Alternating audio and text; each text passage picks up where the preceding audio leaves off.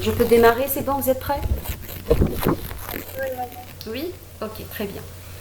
Alors, concernant le chapitre 4, donc il traite un niveau avancé en JavaScript. C'est maintenant que vous allez apprendre à rendre votre site dynamique. Donc, dans ce chapitre, on va vous communiquer tous les objets nécessaires et la technique permettant de comprendre comment gérer, manipuler un document HTML. En fait, le gérer, c'est-à-dire le modifier, le rendre dynamique, supprimer des composants, ajouter des composants, faire de la programmation aussi bien procédurale que orientée objet. Alors procédurale, c'est-à-dire sous forme de procédures et de fonctions comme vous l'avez fait dans la matière atelier de programmation. Orienté objet, c'est ce que vous faites, vous avez fait dans la matière donc programmation orientée objet avec Java.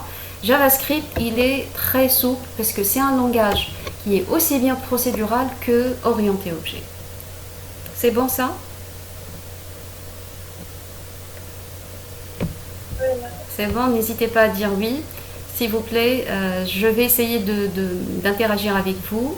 Donc, n'hésitez pas à poser des questions, à m'interrompre durant la présentation. Voilà, alors ce qui reste à voir dans ce chapitre, c'est la version de JavaScript qu'on va voir ensemble, les objets de JavaScript qui vont nous permettre de faire tout ça. L'objet le plus important, c'est l'objet document.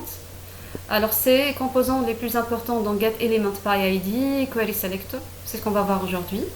Et la prochaine fois, ce qui ira du chapitre, c'est comment créer un formulaire avancé, les contrôles concernant un formulaire, donc contrôle saisie, tout type de contrôle saisie.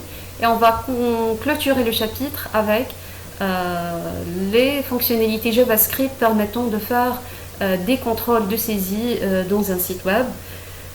Voilà. Ok. Alors, JavaScript est rédigé par le CMA, donc c'est une organisation qui rédige chaque année, tout le temps, en continu des nouveautés dans JavaScript. Alors les développeurs préfèrent appeler ça ES6 ou CMA Script 2015, mais d'une façon générale on parle de ES6, donc c'est la version qu'on va voir ensemble dans JavaScript. Autrement dit, donc si vous rédigez dans vos CV, quand vous rédigez les versions utilisées, donc c'est le CSS3 avec le HTML5 et le S6, donc c'est la dernière version de JavaScript.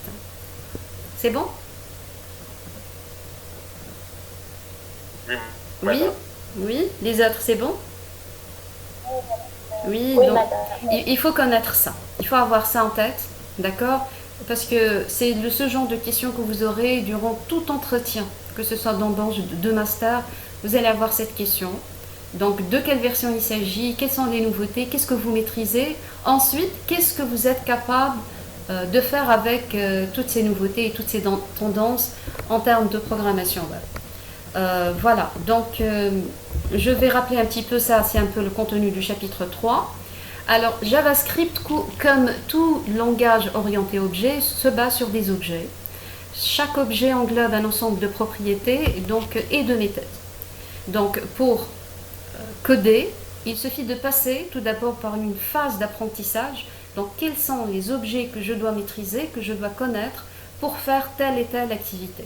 C'est un peu similaire à C# ou au langage C, donc C++, dans leur côté orienté objet. Donc, il suffit de connaître la classe, ses propriétés et ses méthodes pour pouvoir faire une certaine fonctionnalité. Alors, le nombre d'objets, le nombre de propriétés et de méthodes ne cesse d'évoluer chaque jour.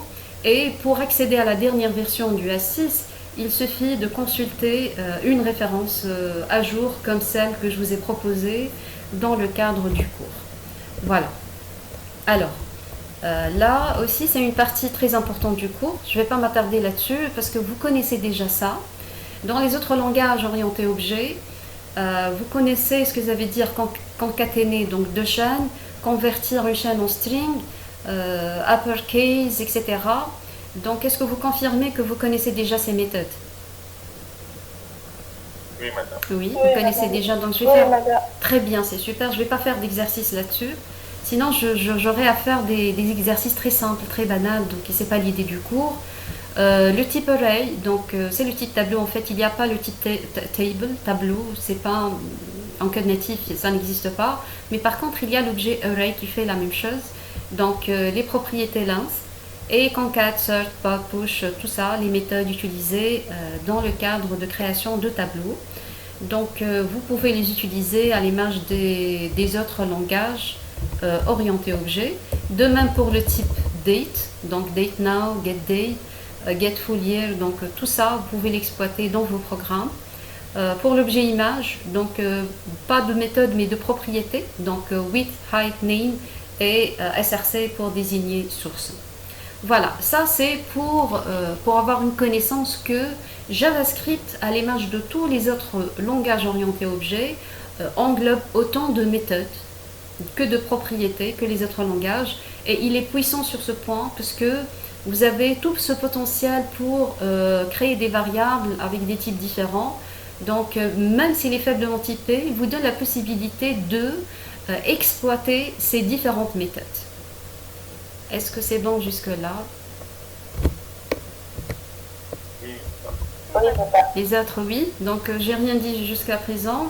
Je suis en train de vous dire que JavaScript est similaire à tout langage orienté objet que vous connaissez. Donc j'apporte rien.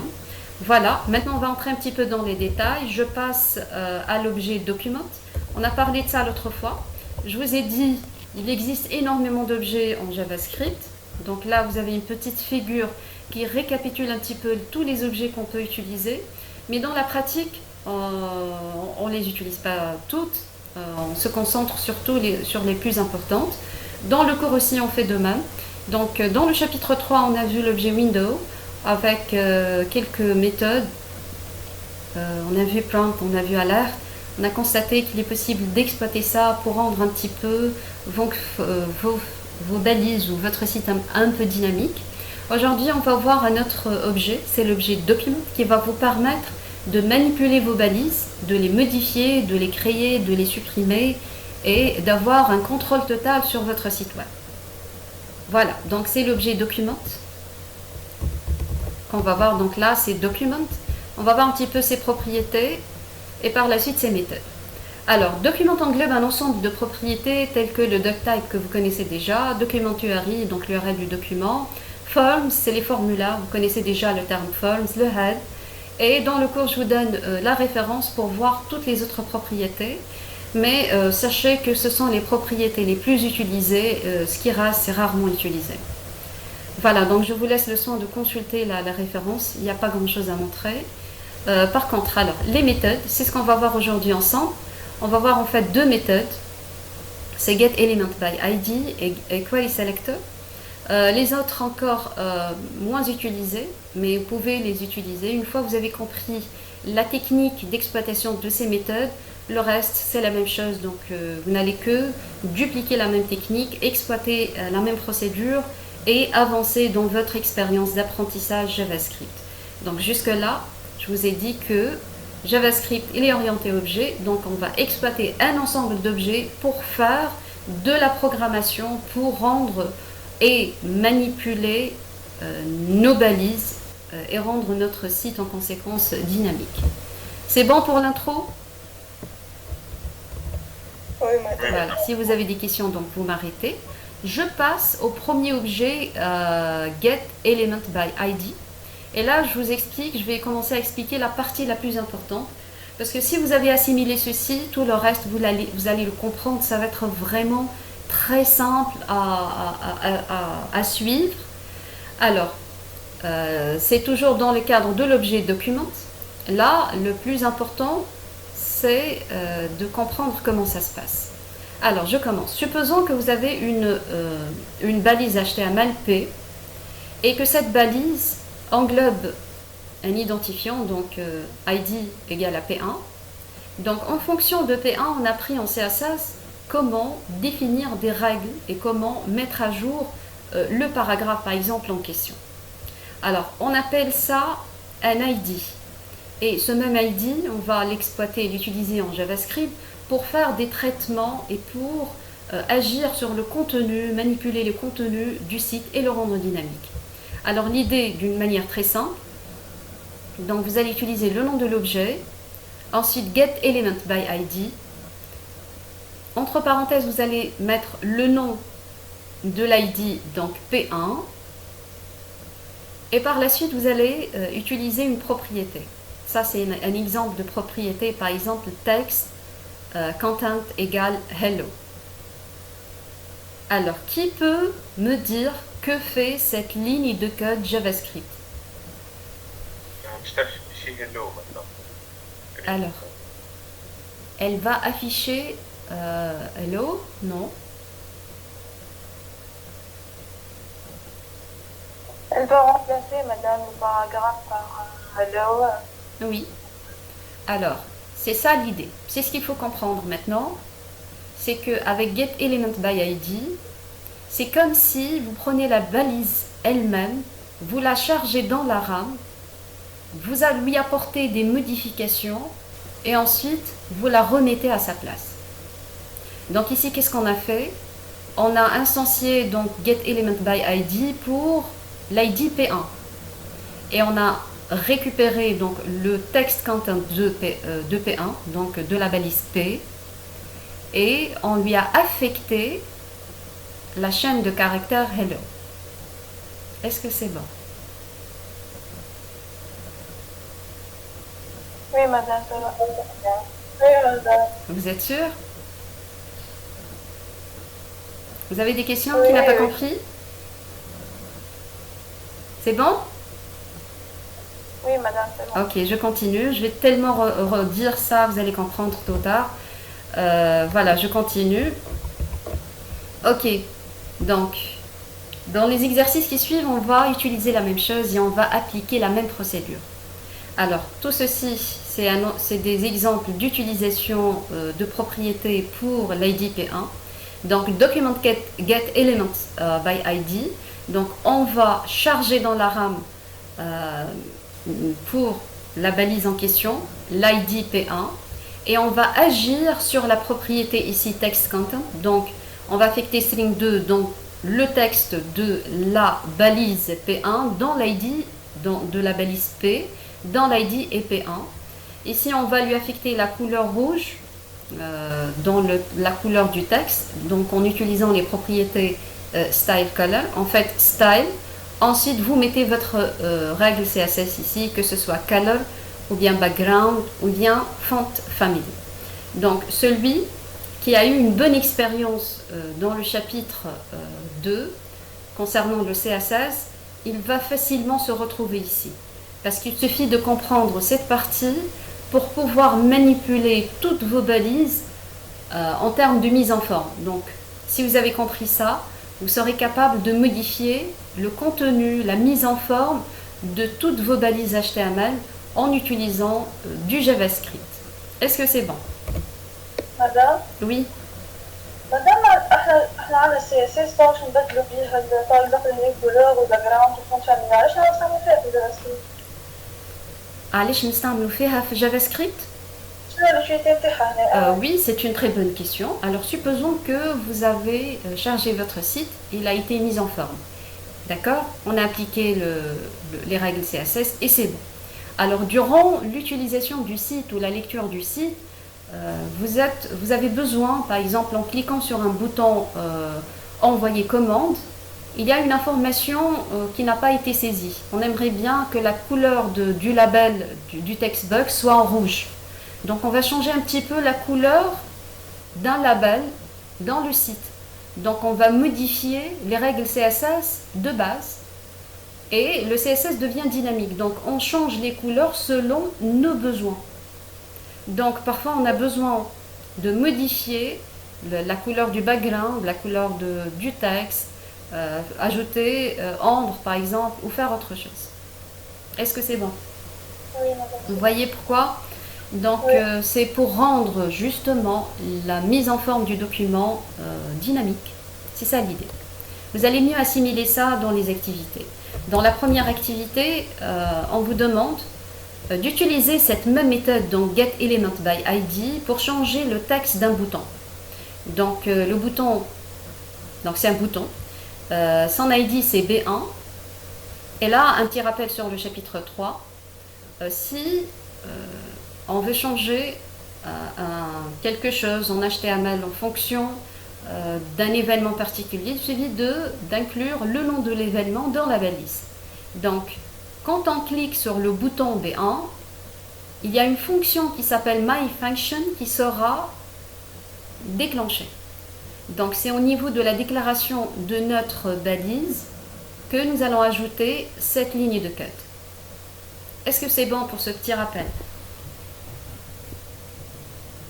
Oui, madame. Oui? Oui, madame. D'accord, donc en click, en load, on a vu deux exemples.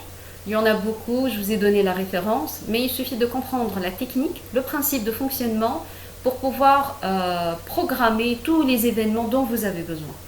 Donc là, je vais vous expliquer ça directement, que ce soit cette application ou celle d'après, directement dans CodePen.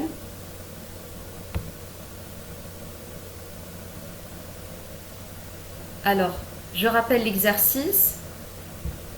L'idée, c'est... Alors, en cliquant sur un bouton, on va faire quoi? Alors, un petit peu d'interaction, je vous demande de suivre, s'il vous plaît. Qu'est-ce qu'on va faire dans cet exercice? Changer le texte d'un bouton. En fait. Voilà, tout simplement. Donc, on va changer le texte d'un bouton.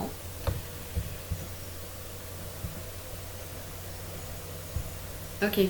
Est-ce que c'est clair l'écran? Oui, madame. Alors, supposons que nous avons ici, là je vous montre un petit peu le principe, ensuite on va discuter ensemble le code. Nous avons un bouton, donc l'événement c'est quoi? On clique. Ok, donc l'événement c'est un clic. Donc en cliquant sur le bouton, il y a une fonction qui va se déclencher. Donc la fonction elle s'appelle MyFunction. Voilà, donc je teste mon bouton. En cliquant sur le bouton, le texte devient, on lui affecte le texte par exemple rouge. C'est bon pour l'exercice? Pour l'énoncer plutôt? Oui, madame. Voilà, c'est ça l'idée. Donc en cliquant sur un bouton, le texte change. Voilà, on va utiliser donc document get element by ID. Le bouton il s'appelle B1 et là pour changer le contenu du texte il suffit d'utiliser la propriété text content donc devient rouge. Est-ce que vous avez compris un petit peu le principe de fonctionnement de JavaScript? Oui, Oui, madame. madame. Voilà, c'est ça l'idée. Elle est très simple si vous l'avez assimilée. Alors, on va faire beaucoup d'exercices plutôt pour le moment d'application. Une fois que vous maîtrisez ça, on va revenir sur notre CV, le petit CV qu'on est en train de développer. On va intégrer donc à votre façon des aspects dynamiques, changer la mise en forme, changer le contenu, en utilisant tout le temps le même principe, c'est-à-dire récupérer via un ID, via la méthode getElementById, donc la balise concernée, et ensuite en utilisant la propriété adéquate, on va agir sur son contenu. Ici, on va agir sur la couleur du background, sur la couleur du texte et sur la police elle-même. Alors, si vous avez remarqué, j'utilise les mêmes règles CSS que nous connaissons déjà.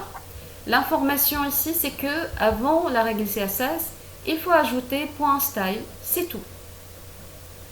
Et vous avez à rendre toute la mise en forme de votre document dynamique via des petites fonctions que vous programmez en fonction d'un ou de plusieurs événements dans vos balises HTML. Est-ce que c'est bon ça? Oui, madame. Voilà, c'est l'idée. J'aimerais bien, je vais dire et redire tout ça. Vous allez finir par bien l'assimiler. Par la suite, je vais vous laisser faire ça sur machine. Ça fait du bien de le refaire, de le tester. Vous pouvez tester les exercices dans CodePen, vous avez les références dans le cours.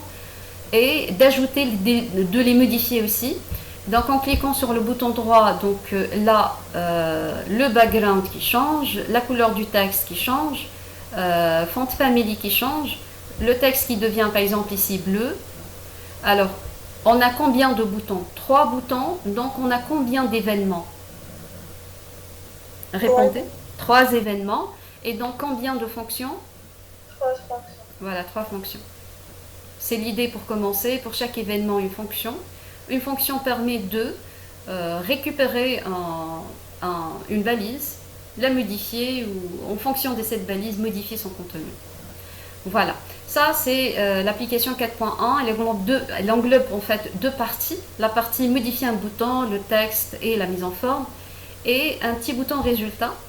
Alors l'idée ou l'énoncé de la deuxième partie d'exercice, on vous dit quand vous cliquez sur résultat, alors il faut afficher les trois couleurs des boutons, c'est-à-dire dire rouge, les couleurs de mes boutons sont rouge, vert et bleu. Donc qu'est-ce qu'on va récupérer ici? Le contenu. Voilà, on va récupérer le text content, c'est-à-dire je vais actualiser pour réinitialiser un petit peu l'exercice.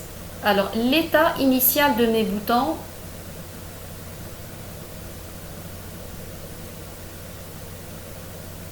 c'est un peu ça. Quel est le contenu du premier bouton?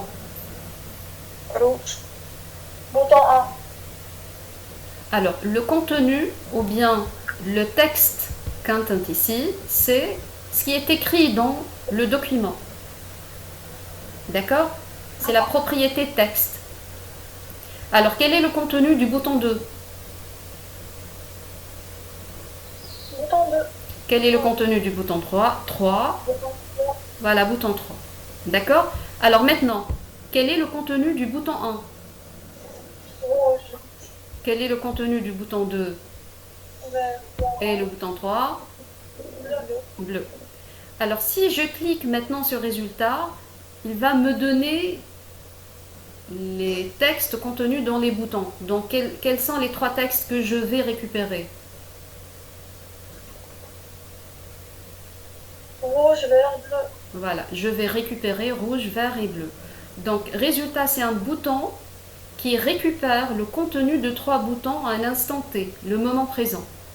Dans l'état initial, j'avais bouton 1, bouton 2, bouton 3. Si je clique sur résultat, il va m'afficher le contenu des trois boutons et c'est quoi?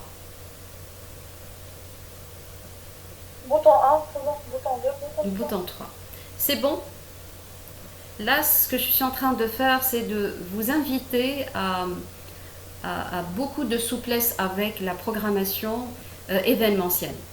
Donc, j'ai trois boutons, j'ai manipulé ces boutons, il y a eu des événements, il y a eu des changements, etc. Et l'exercice me demande un bouton quelque part pour récupérer le contenu de ces trois, le contenu texte de ces trois boutons. Donc ça, c'est l'énoncé de mon exercice. Est-ce que c'est bon pour l'énoncé? Oui, madame. Oui, super. D'accord. Alors, maintenant pour le codage de tout ça. Donc, l'événement, c'est quoi? En clic. Un clic.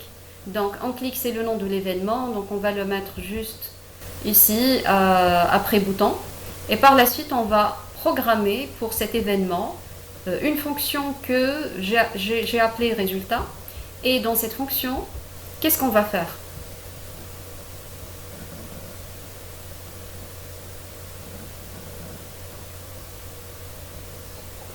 سمحت مادام ما ينفعش نشتغلوا في وسط البوطون هو. Alors, résultat, l'exercice dit que résultat affiche le texte contenu dans les trois boutons. Il l'affiche.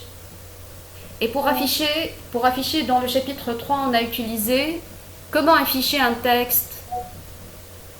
Alerte. Alerte. On a utilisé l'objet window avec alerte. Vous vous rappelez? Oui. D'accord. Donc, on va afficher rouge, vert et bleu dans une fenêtre alerte. D'accord. Maintenant, ce qui reste à faire, c'est quoi?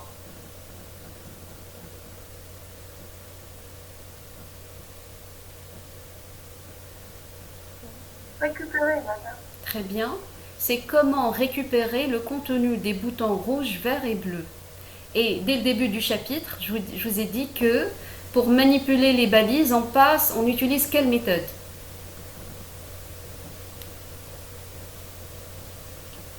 Du document, bien sûr.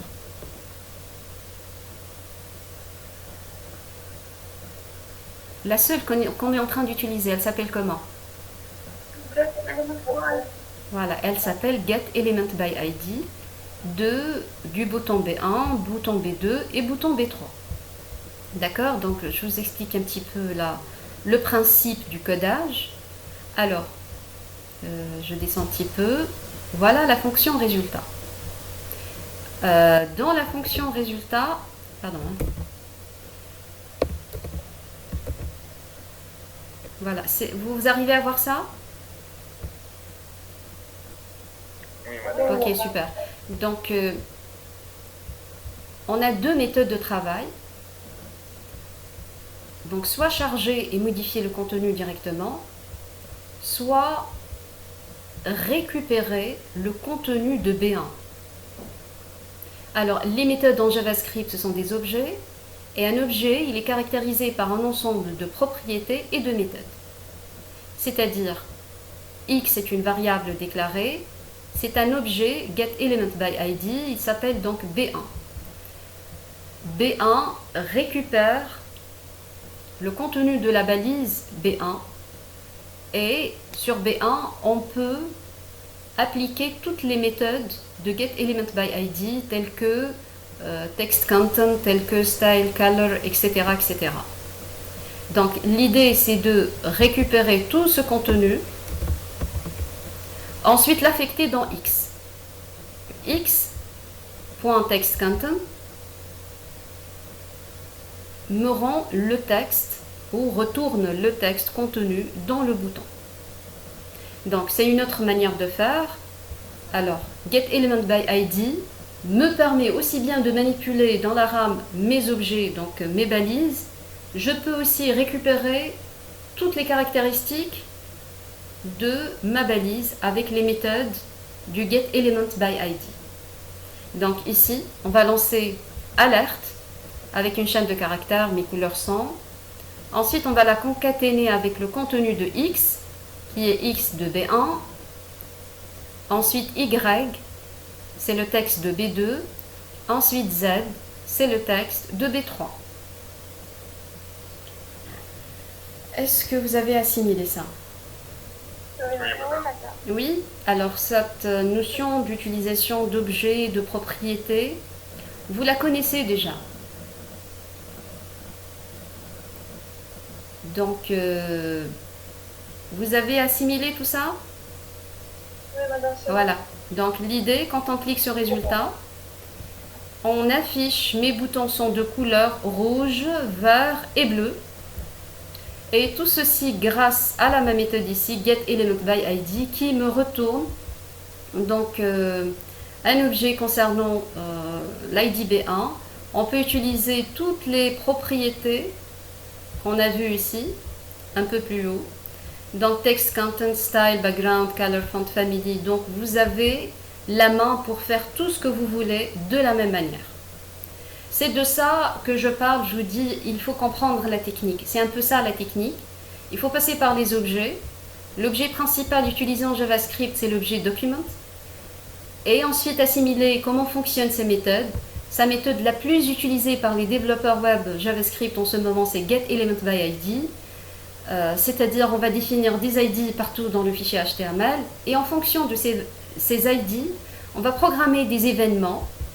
Si nécessaire pour l'événement, on va créer une fonction et en fonction tout le temps de getElementById, on va agir sur les balises, les rendre dynamiques, changer leur contenu, changer leur mise en forme, etc. etc.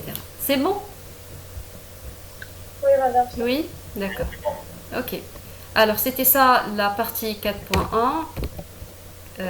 4.2 pour les boutons, concaténation de chaînes de caractères. Voilà. Alors maintenant on passe à la méthode querySelector. Alors cette méthode me donne la possibilité de faire la même chose, mais d'une autre manière. Alors c'est à vous de voir par la suite laquelle vous semble la plus adéquate. C'est-à-dire il y en a énormément de méthodes et d'objets à exploiter, à explorer. Celle-là consiste à utiliser les noms des balises et non pas des ID.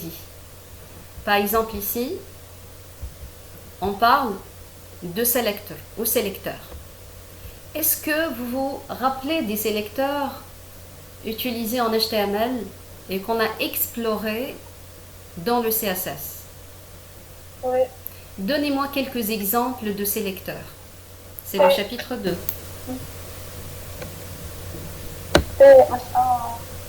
Mhm.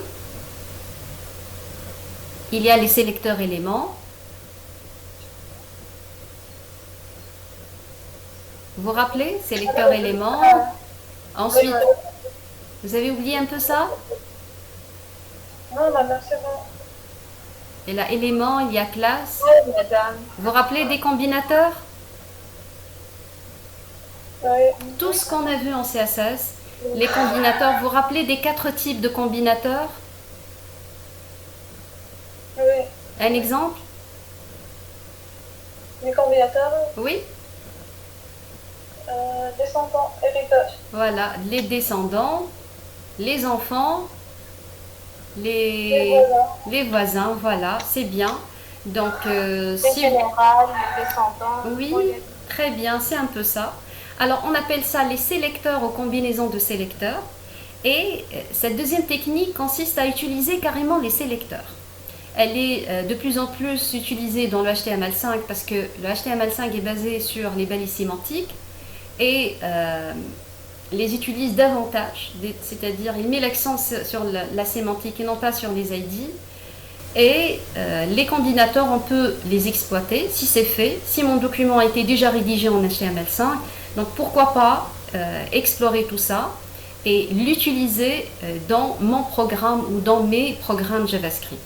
Alors l'idée est la suivante. L'idée elle est très simple. Donc au lieu d'utiliser des ID, on va utiliser carrément les noms des balises. C'est-à-dire H1, c'est une balise qui englobe le texte titre. Et dans mon code JavaScript, je vais dire, donc document, c'est mon objet, .querySelector, H1. QuerySelector permet de retourner, de me charger le contenu, donc carrément toute la balise H1. Et ici, j'ai les mêmes méthodes et les mêmes propriétés. Par exemple, style color est égal à lettre. Est-ce que c'est bon? Madame. Oui, madame. Madame, entre parenthèses, لازم باليز HTML ولا أي sélecteur اللي كنحكيو عليهم؟ Tous les sélecteurs que vous avez programmés. Autrement dit, les combinateurs de sélecteurs, on peut les exploiter dans le CSS et on peut aussi les exploiter dans le JavaScript. Nous avons par exemple ici H1, nous avons images, plusieurs P, plusieurs span, etc. Et sachez que dans JavaScript, on peut aussi, comme le cas du CSS, utiliser des combinateurs de sélecteurs. C'est ça l'idée. C'est bon? Madame, oui. Par exemple, il y a plusieurs H1. Oui, c'est une très bonne question. Alors, je vais répondre à cette question juste après, ok? Ok? Oui, madame. Ok, c'est le principe de l'activité 4.2. Mais avant, j'aimerais bien mettre l'accent, vous clarifier cette notion de combinateur et leur exploitation et leur utilisation dans JavaScript. Alors, dans cette deuxième technique, donc, il suffit d'utiliser le query selector, c'est-à-dire utiliser des sélecteurs que vous mettez n'importe où, donc dans le code JavaScript, avec les mêmes méthodes et avec les mêmes propriétés. Par exemple, ici, les H1. Votre question, si madame, nous avons plusieurs H1, la réponse, seulement la balise du premier H1 sera considérée. Pour la deuxième, cette technique ne vous permet pas d'appliquer un traitement sur toutes les balises dans le sélecteur et H1. Juste la première balise. Pour le reste, c'est à vous de voir une autre technique pour faire ça. On verra ça dans l'activité qui suit. Alors ça, c'est un sélecteur, il s'appelle comment ce combinateur? Voisin direct. Voilà, c'est un voisin direct. Donc P est voisin direct de H1. Donc, si on a besoin d'utiliser ça, si on maîtrise cette nouvelle technique de programmation HTML, donc c'est possible aussi de l'exploiter dans JavaScript, la version 6. Et vraiment, c'est très tendance parce que si votre site est bien rédigé en HTML5, ça va vous faciliter énormément la tâche en termes de fonctions JavaScript. Voilà. Voilà. Oui, oui. احنا قلنا لي سيليكتور الكل نجم نحطوا اي دي ولا عندها فونكسيون معناها عندها نفس الفونكسيونمون تاع الاولى. ما نجمش نحط اي دي سينون تولي هي ولولا كيف كيف. ما نجمش نحط زاده كلاس. دونك نجم نحط دي سيليكتور éléments ou des combinateurs de sélecteurs. علاش كلاس ما نجموش معناها؟ En fait, مش ما نجموش, mais sémantiquement ça n'a aucun sens. Avec JavaScript, tu peux faire plein de choses. معناها كان تستاهل يمكن تخدم JavaScript. D'accord? Mais c'est le sens des choses, c'est-à-dire quelle est plutôt l'utilité, quelle est l'utilité d'utiliser la première technique et la deuxième technique. Peut-être c'est ça la question. Donc, utiliser des ID et se concentrer des ID, si dans votre site, vous avez rédigé vos balises HTML et vous l'avez fait avec des ID. Donc, vous avez utilisé énormément de divs, de span, etc. Il n'y a pas l'aspect sémantique. Dans ce cas, il est recommandé d'utiliser la première technique. Alors, si vous avez utilisé des sélecteurs ou des combinateurs de sélecteurs, donc il est recommandé de passer par Query Selector. Parce que là, j'ai sauté ça. En fait, il y en a Get Element by ID pour l'utilisation des ID, Query Selector pour utiliser les sélecteurs et les combinateurs, Tag Name pour utiliser le nom de la balise, c'est tout. Class Name, c'est pour exploiter les classes. Donc, il y en a d'autres aussi. Donc, il existe plusieurs, vous pouvez les exploiter. L'une combine l'autre aussi. Mais l'idée, en fait, c'est comprendre l'utilité de chaque méthode et de l'exploiter dans son cadre. Le cadre est le suivant. Si mon site est rédigé via des ID, des bâches à des ID facile, donc il est préférable d'utiliser Element by ID. Donc, j'aurai plus de souplesse en JavaScript avec ça. Si je rédigeais ça en fonction des balises sémantiques avec des combinateurs comme l'activité 2, alors il est préférable de passer par le Query Selector. Donc ça va me permettre d'optimiser un petit peu mon code. Alors ces deux-là sont les plus utilisés et ces deux-là sont considérés dans ce cours. Ça n'empêche que si vous avez assimilé ça, vous avez fait des exercices avec ça, vous serez capable d'explorer les autres, moins utilisés, mais l'expérience nous fait tout le temps enrichir nos connaissances. C'est bon? Oui, maman. Oui? Ok. Donc, on va continuer dans le même sens. Donc, tôt ou tard, vous allez tout assimiler. Alors, je suis arrivée ici. Et nous avons vu un peu le sélecteur voisin, le descendant et les voisins donc combinés. Donc tout ça, tout ce que vous avez fait, donc ça sera un peu l'idée de l'activité 4, parce que tous les sélecteurs qu'on a programmés, ce sont des sélecteurs très avancés, donc là où il y a des combinaisons très compliquées, nous pouvons les explorer ou les exploiter dans le cadre de fonctions JavaScript. Ce sera ça l'idée de l'activité 4. Voilà, maintenant on va évoquer la problématique, et si j'utilise Query Selector, par exemple, j'ai deux balises H1, et on nous dit que Query Selector permet de modifier seulement le contenu ou traiter seulement le contenu de la première balise H1 et que la deuxième n'est pas considérée. Autrement dit, si je souhaite modifier la couleur de tous les H1 à rouge, si j'utilise Query Selector, est-ce que je vais modifier tous les H1 ou toutes les balises H1? Non. Non, voilà. Dans ce cas, il faut passer par une autre technique, soit mettre un ID ici dans le deuxième, troisième, quatrième, un ID, et revenir à Get Element by ID, titre, et lui affecter la mise en forme ou le traitement souhaité. C'est bon?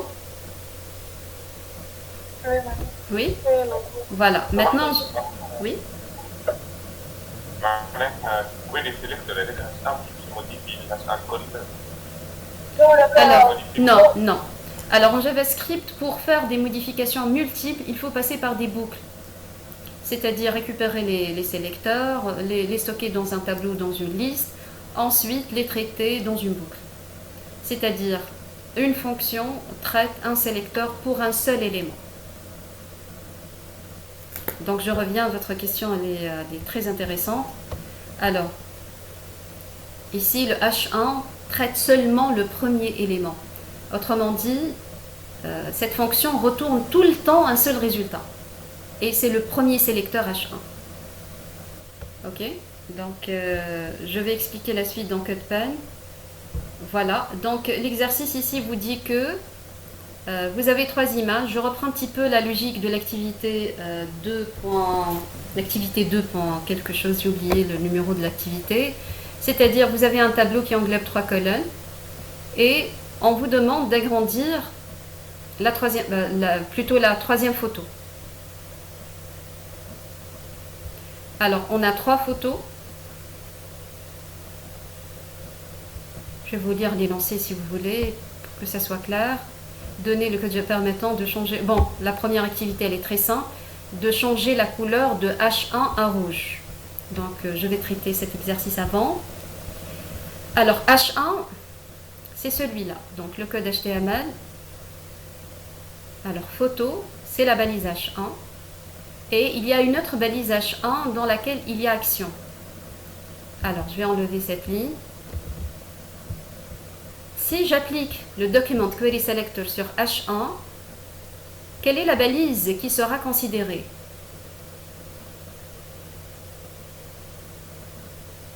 Photo ou action? La première, donc c'est photo. Photo. Voilà, ça explique pourquoi action est restée noire, elle n'est pas rouge. Donc query selector H1, style color, donc à red, est appliqué seulement au premier H1. Si maintenant je souhaite que H2 aussi soit rouge, il faut passer par donc get element by ID. Donc j'ai ajouté ici un identifiant. Et dans ce cas, je vais mettre red. Et mon deuxième titre-ci sera rouge pour une raison quelconque. C'est bon? Oui, madame. Voilà, c'était un peu ça l'idée. Vous pouvez la consulter dans CodePen. La suite donc, de l'application. On vous dit maintenant de créer une autre fonction JavaScript permettant de redimensionner une image. C'est-à-dire, vous avez une image qui a une certaine dimension, donc width, height, et vous allez changer la dimension de la photo en cliquant sur un bouton. Donc, l'événement, c'est un clic, et on verra que va faire la fonction. Alors, on va modifier la largeur de la troisième photo. Donc en cliquant sur agrandir image, la photo change un petit peu. Est-ce que c'est bon pour l'énoncé? Oui, madame. Voilà. Et on vous dit il faut utiliser un query selector avec un sélecteur. Donc nous avons une liste d'images, 3 images, donc la consécutive, la deuxième, la troisième. On a vu ça dans l'activité 2.2, 2.3.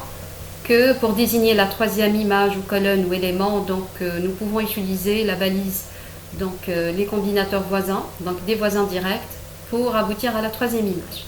Donc l'idée, utiliser query selector avec ce combinateur, et par la suite, style width permet de modifier la taille. Est-ce que c'est bon? Oui, pour ça? Voilà, donc l'idée avec le query selector, c'est que tout ce qu'on a appris sur les combinateurs, tout ça, avec JavaScript, la version 6, il est possible de les exploiter, de faire donc, des fonctions avancées. Donc tous les traitements que vous aurez à faire sont possibles grâce à query selector via les combinateurs. Ok, donc c'est la même chose pour réduire l'image. Donc c'est exactement la même chose. Donc, vous allez juste modifier la taille et la réduire. C'est bon? C'est bon. C'est bon.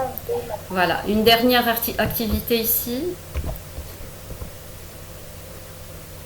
Bon, rien de très compliqué. Je continue dans le même sens. Et là, au lieu de de vous demander de modifier la taille, on vous demande en cliquant sur remplacer. Donc c'est l'événement clic. Une photo change ici, la source de la photo change. Et on vous demande d'utiliser un sélecteur. Donc c'est le sélecteur image. Parce qu'il s'agit de la première photo. Et la propriété SRC, elle a été mise à jour à l'URL d'une photo en ligne que j'ai utilisée ici. Est-ce que c'est bon? Oui, madame. Oui? Oui, madame. Voilà. Donc c'est un peu ça l'objectif de tout le cours, c'est de vous présenter en fait deux techniques permettant de programmer en JavaScript via l'objet document et les deux méthodes getElementById et querySelector. Vous êtes maintenant capable de mettre en forme, de changer la forme, de changer le contenu, de changer l'emplacement, tout ce dont vous avez besoin, vous êtes capable de le faire via l'objet document. Oui? Madame, Oui?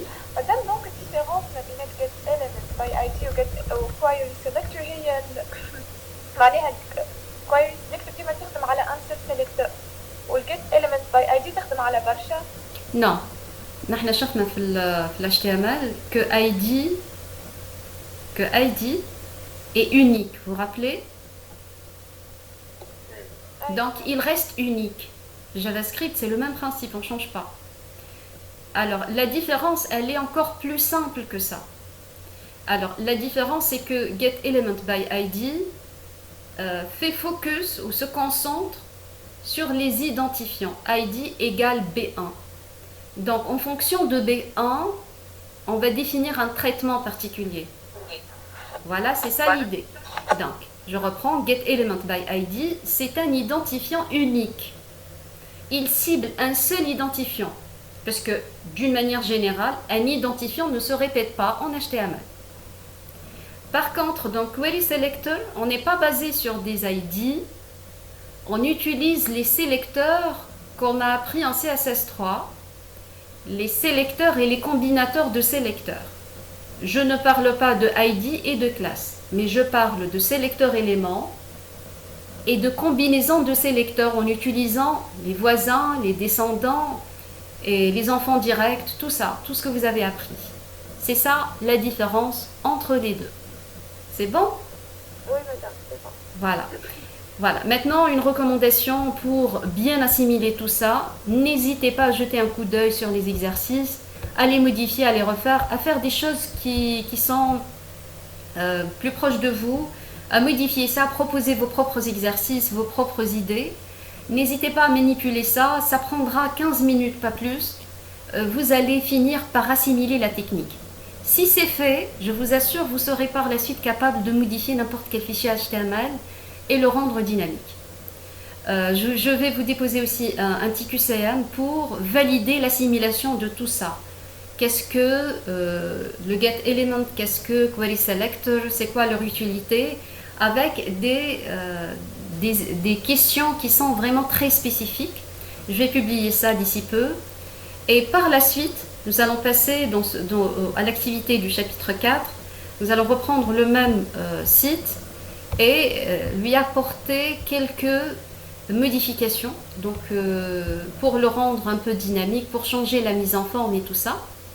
Et ce qui reste à faire dans ce chapitre, c'est ajouter un formulaire qui va vous donner un atout sur tout ce qu'il faut comprendre et assimiler d'un point de vue contrôle-saisie concernant les formulaires, la validation des champs, la validation des formulaires et tout ça. Voilà, concernant le chapitre 4, c'est ce qu'il nous reste à faire. Est-ce que vous avez des questions? Non madame. Non, madame. Oui? Est-ce que c'était clair? Oui. Oui?